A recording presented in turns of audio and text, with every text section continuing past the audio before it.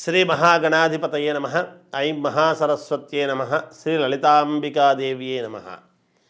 2024 సంవత్సరము జనవరి నుండి మామూలుగా సంవత్సరాంతము వరకు కూడా, అంటే డిసెంబర్ వరకు కూడా 12 రాసుల వాళ్లకు ఎలా ఉంటుంది అనేటువంటి విషయముగా ఇప్పుడు మనం తెలుసుకోబోతున్నాము. అంటే మామూలుగా ఉగాది పండుగకు కదా చెప్పాలి, పంచాంగ శ్రవణం అనేటువంటిది చెబుతాము. 12 రాసుల వాళ్లకు ఎలా ఉంటుంది, ఏమిటి, వాళ్ళ యొక్క ఆదాయ వ్యయాలు ఏమిటి, రాజపూజ్యత అవమానాలు ఏమిటి, దోష పరిహారాలు ఏమిటి, ఎలా చేసుకుంటే ముందుకు వెళ్ళగలరు, ఏమి పరిహారాలు చేసుకుంటే యోగవంతముగా ఉంటుంది, ఆ సంవత్సరము అనుకూలత ఎవరికి, అనానుకూలత ఎవరికి, ఏ విషయాలలో యోగము ఉంటుంది, ఏ విషయాలలో కొన్ని ఇబ్బందులు ఉన్నాయి అనేటువంటిది కూలంకుశముగా సహజముగా మామూలుగా 2024 ఉగాది పండుగ నాడు తెలుసుకోవటం అనేటువంటిది సాంప్రదాయం మనకు. అయితే మరి ముందుగానే ఎందుకు చెప్తున్నారు అంటే, మరి ఎంతో కొంత రేపు సంవత్సరం ఎలా ఉంటుంది, ఏది ఎన్ని మాట్లాడినా 2024 జనవరి 1 అంటే ఆంగ్ల సంవత్సరమే అయినా కూడా మనమైతే డేట్ వేయడం అనేటువంటిది చేస్తున్నాం కదా. ఆ సూచిస్తున్నప్పుడు శుభసూచకముగా కొంతమందికి చాలా వరకు యోగవంతముగా ఉంది కాబట్టి కొన్ని విషయాలు చెబితే బాగుంటుంది అని అనేటువంటి దాని వలన సూచనప్రాయముగా తెలియచేయటానికి ముందుకు వచ్చాం. ఉగాది పండుగ నాడు ఎలాగో కూలంకుశముగా ఆమూలాగ్రముగా తెలియజేయడం జరుగుతుంది.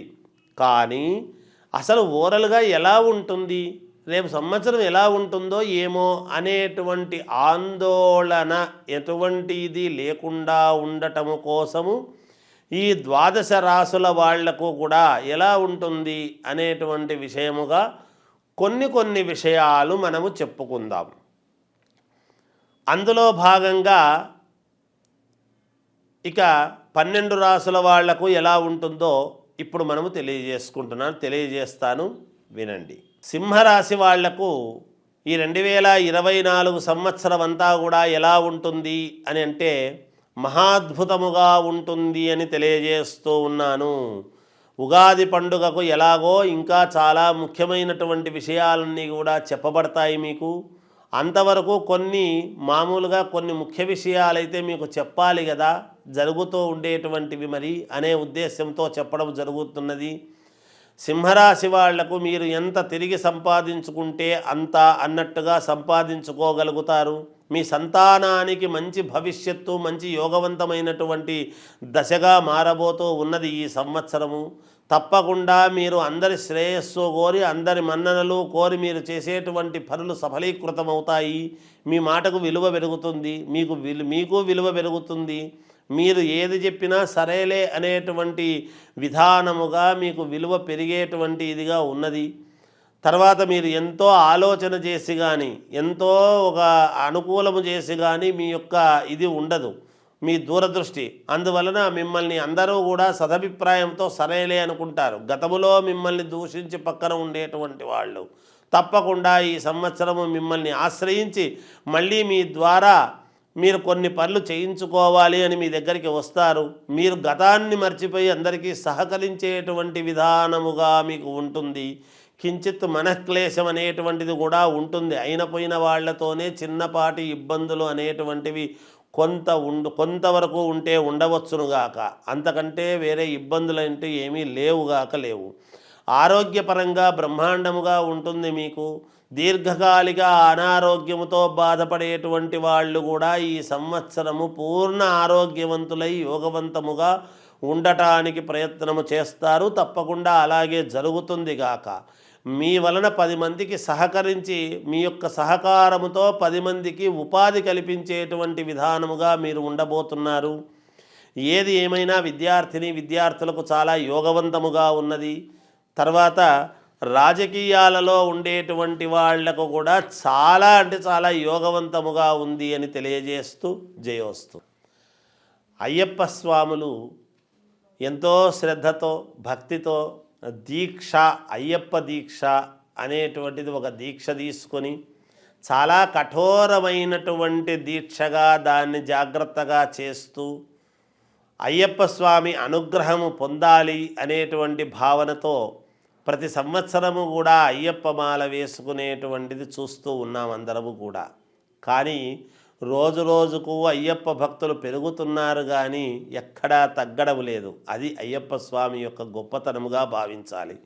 అటువంటి చోట అయ్యప్ప స్వాములందరూ కూడా ఇరుముడు కట్టుకొని ఒకేసారి కన్యస్వామి, బాలస్వామి, మరి అయ్యప్ప స్వామి, గురుస్వాములు అని ఇలా అందరూ కూడా ఒక్కసారిగా వెళ్ళినప్పుడు గుంపులు గుంపులుగా అక్కడ తోపులాటలు, ఇబ్బందులు అవి ఇవి జరుగుతూ ఉన్నాయి.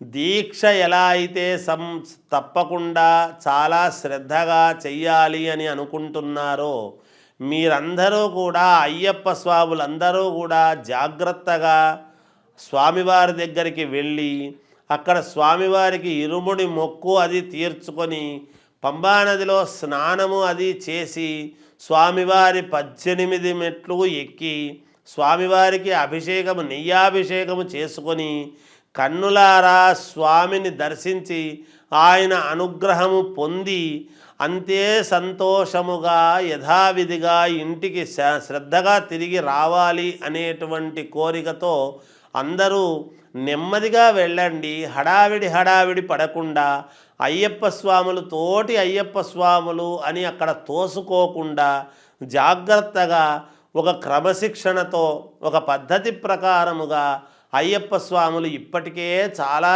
వరకు పాటిస్తూ ఉన్నారు. నిజానికి అయ్యప్ప స్వామి దీక్ష మాల వేసుకున్నారు అని అంటేనే ఎలాగైనా సరే స్వామి అనుగ్రహము పొందాలి అనేటువంటి తపనతో మాల వేసుకుంటున్నారు. ఊరికే ఏదో వేసుకోవడం లేదు ఎవరిని చూసినా. అందుకని ప్రతి అయ్యప్ప స్వామి కూడా సంతోషముగా ఈ ప్రాంతము ఆ ప్రాంతము అనేటువంటిది కాకుండా నా యొక్క విన్నపము ఏమిటి అంటే అయ్యప్ప స్వాములందరికీ కూడా అందరూ అయ్యప్ప స్వామి దేవాలయానికి కేరళ వెళ్ళి స్వామి దర్శనము చేసుకొని అంతే క్షేమముగా ఇంటికి తిరిగి వచ్చి పిల్లాపాపలతో సంతోషముగా సుఖ సంతోషాలతో ఉండాలి అనేటువంటిది కోరుకుంటూ జయోస్తు.